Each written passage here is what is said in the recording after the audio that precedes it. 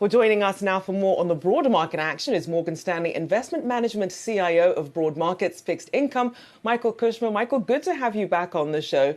So as the markets essentially draw their collective breath, wondering really what to make of this announcement from President Biden and awaiting what we'll hear from Jackson Hole, what are you keeping an eye on in this time? Well, I think what we're really keeping an eye on is Fed policy and how the markets are reacting to the possibilities that we saw earlier in July that the Fed may actually could slow down the pace of tightening because of yields reaching high enough to slow the economy down. In the past month in August, the opposite happened. Yields have risen. Markets much more pessimistic about the possibility of getting inflation down without continual rate hikes going into 2023. So we should hear some information from Mr. Powell on Friday at Jackson Hole about what the Fed's plans are, or at least a reaffirmation of what they have said in the past. And Michael, we have the bond action up on the screen right now. You can see the 10-year yield gaining once again, that trend to the upside staying intact with the 10-year up another 5 basis points right now at 311. What do you make in terms of how high you think the 10-year yield will likely go? Well, the peak in 10 years were back in June when the Fed surprised us with a 75 basis point rate hike. We hit just over 3.5% on that bond. I don't think we're getting back to that level anytime soon, but the trend is higher. The Fed has reiterated over and over again through its communication strategy of various senior members of the board, of the FOMC, of regional bank presidents, that the notion that the Fed would be quick to cut rates next year is not correct. The dot plot they came up with in June, meaning the terminal rate next year of 3.75 is still their best forecast of what's going to happen, and the market has gradually priced that out. Inflation expectations have risen longer term, suggesting the Fed will have to keep rates higher to get inflation down. So bonds are reacting to this more hawkish swing of market sentiment to what the Fed is likely to have to do, not necessarily this year, but next year. Ahead of Powell on Friday, we'll get a look at PCE. What do you think we'll learn from that? And how hawkish a tone do you expect from Powell after that news? Well, the market has adopted a hawkish interpretation of what he's likely to say on Friday. It might be difficult for him to confirm those hawkish expectations. So I think what he really just wants to do is continue to affirm that the Fed trajectory they've announced through June and July is true, and there will be more information in September. I don't think he's going to talk about how much they're going to hike rates in September. That's something they will decide in September after they see data in September. In terms of the PCE, we need to see that number slow its gains. The monthly gains have to slow to a more reasonable pace. A more reasonable pace, 0.2, 0.3% per month. Whether or not that happens this month, we'll have to wait and see. But there's some positive evidence in July. The July data in terms of core CPI was getting better, but 1 month is not a trend. We'll have to see how long it lasts.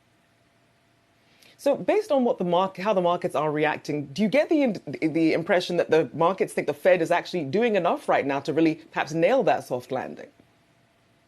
I think it's wavering a bit right now. The rise in yields is suggesting that maybe it will have to do more than expected 6 weeks ago.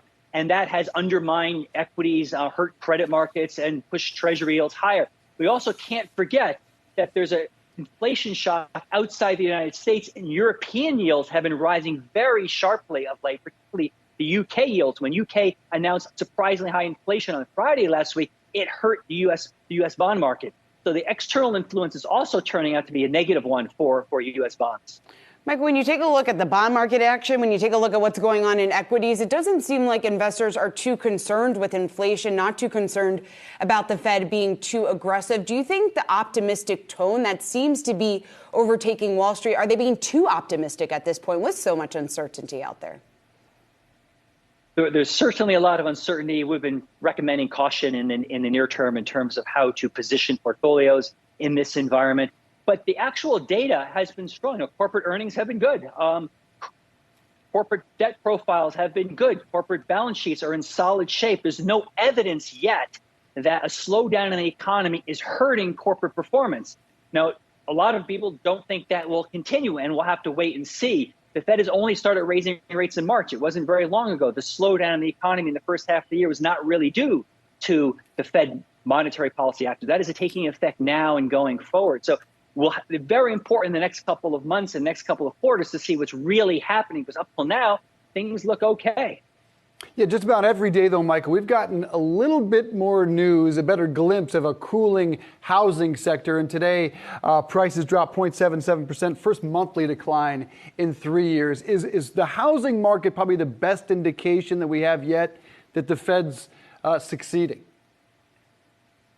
I think that's correct. The interest rate sensitive sectors of the economy should be affected most quickly by the rise in rates. And certainly rates have risen at the fastest pace in decades this year. So it is having an impact, and it should have an impact. If it wasn't having an impact on autos, on automobile sales, as well as the housing market, then the Fed might be in trouble in terms of not being able to slow the economy down. So these sectors have to slow. Otherwise, the policy is not going to really work to bring down inflation. And Michael, of course, the other tenet of Fed policy, looking at unemployment, when people are sort of having these discussions about, are we in a recession? Are we headed to a recession right now? When you look at the strength of the labor market and the signals it's sending, how should we be reading into this? I think that's exactly right. The household income generation is very strong. People have lots of jobs, but they're depressed. The consumer confidence is at record low levels because inflation has been so high and moving so high, so shockingly fast that as people put people on the back foot. But otherwise than that, if prices weren't as high as they were, I think we'd have a very, very strong consumer sector, consumer spending going forward. And that the slowdown in the economy in the first half of the year was due to inventory things, other things which were not directly related to final demand. GDP data should improve in the second half of the year in Q3, Q4. So the Fed is likely to be faced with stronger growth. We need to see the labor market slow down. We can't continue having employment growth of averaging 400,000 a month as an expectation that that's going to slow the economy down or bring inflation down.